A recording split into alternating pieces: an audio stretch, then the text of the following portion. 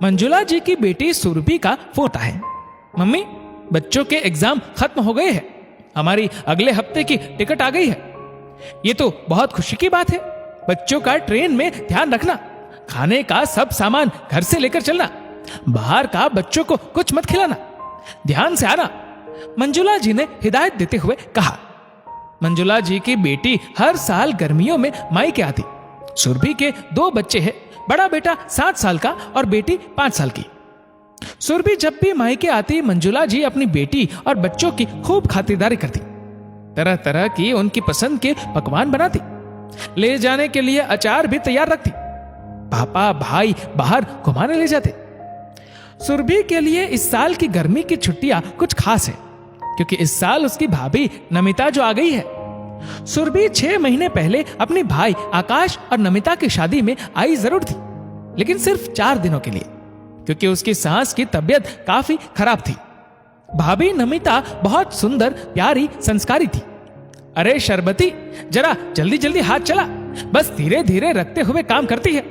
पर्दे बदल कर नए लगा दे और दीदी का कमरा भी अच्छे से साफ कर दे। नमिता बहू, सब चाय नाश्ता तैयार है ना? तुम्हारी ननंद सुरभि आती ही होगी, लंबे सफर से आ रहे हैं, बच्चे भी भूखे होंगे। मंजुला जी ने सुपरवाइजर की तरह पूछा। जी मम्मी जी, सब तैयार है, निमिता ने जवाब दिया।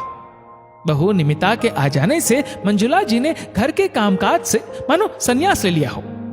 रसोई घर का रास्ता ही भूल बैठी थी, बस टीवी में बैसिर पैर के सीरियल देखने और भजन मंडली में ही व्यस्त रहती। नमिता के पति आकाश अपनी बहन सुरभि और बच्चों को लेकर आ गया। नमिता अपनी ननंद सुरभि से गले मिलकर मिली और बच्चों को प्यार से दुलारा। नमिता से सबके लिए चाय नाश्ते की व्यवस्था की। बच्चे दूध पीकर ग्लास रसोई में रखने लगे, तो मंजुला जी कहने लगी, रहने दो बेटा, मामी रख देंगी, हम घर पर भी अपना काम खुद करते हैं। बच्चों ने कहा।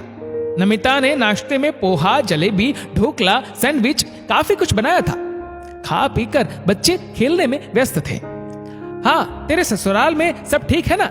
ऐसे पूछते हुए मंजुला जी ने अपनी बेटी के साथ बातों का सिलसिला शुरू किया।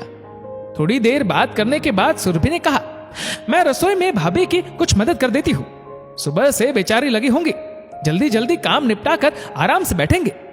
अरे रहने दे, थोड़े दिनों के लिए तो आई है, तेरे ससुराल में भी कितना काम रहता है, यहाँ आई है तो बस आराम कर। मंजुला जी ने हाथ पकड़कर उसे वापस बैठा दिया। अच्छा माँ, निम्मो बुआ के क्या हालचाल है? मैंने तो उनसे कितने दिनों से बात नहीं की, सुरभि ने माँ से पूछा। उनकी तो बहुत ठाठ है, पहले भाभी के राज में, अब बहू के राज में, चम्मच भी यहां से वहां नहीं करना पड़ता, मंजुला जी ने कहा। हर साल निम्मो बुआ अपने 4 बच्चों के साथ हमारे यहाँ आती थी, तब आप कितनी परेशान हो जाती थी। वह आपकी किसी काम में मदद नहीं करती थी, उल्टा अपने 4 बच्चों को आपके पास छोड़कर सहेलियों के साथ घूमने चली जाती थी। रोज खाने में अलग अलग फरमाइश करना और उसमें भी मीन मेख निकालना उनका पसंदीदा काम था। पापा भी आपका साथ नहीं देते थे। बुआ तो आपके लिए सिरदर्द बन चुकी थी। निम्मो बुआ सुबह देर से उठती थी और उनके बच्चे जल्दी, तब आपको ही घर के कामकाज के साथ साथ बच्चों को भी संभालना पड़ता था। बुआ आपसे किसी ना किसी बात पर रोज उलझ ही जाती थी। वापस आते समय आपके द्वारा दिए गए भेंट में भी वह 1000 कमियां निकालती थी। आपके लिए बहुत भारी होते थे साल के वे 15 दिन। दादी माँ के गुजर जाने के बाद तो आपने सामने से उन्हें कभी नहीं बुलाया, वह खुद ही आ जाती थी। मैं भी तो 10 दिनों के लिए अपने बच्चों संग आई हूँ। मैं नहीं चाहती कि नमिता भाभी भी मेरे आने पर वैसा ही महसूस करे जैसा आप महसूस करती थी निम्मो बुआ के आने पर। बेटियों के लिए मायका सिर्फ आराम गृह नहीं है। मैं चाहती हूँ वह मुझे हर साल मान से बुलाए। एक दूसरे का हाथ बटाना जरूरी है, तभी रिश्ते निपते हैं, नहीं तो हर रिश्ता बस बोझ बनकर रह जाता है, सुरभि ने कहा। मेरी बेटी कितनी समझदार हो गई है। एक माँ अपनी बेटी को समझाती है, आज बेटी माँ को समझा रही है। तू ही क्यों, मैं भी अब हर काम में बहू की मदद करूंगी। नमिता ने सुरभि की आवभगत सत्कार में कोई कमी ना रखी। सुरभि ने भी हर काम में पूरा सहयोग किया, अपना मान बनाए रखा। जल्दी जल्दी घर का काम निपटा शाम को सब बाहर घूमने चले जाते। 10 दिन हंसते मुस्कुराते बीत गए। भाभी नमिता ने सुरभि को खूब सारे उपहार दिए और नम आंखों से फिर जल्दी आना दीदी कहकर विदा दी।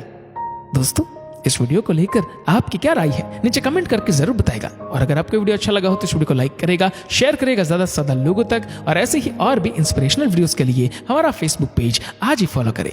धन्यवाद।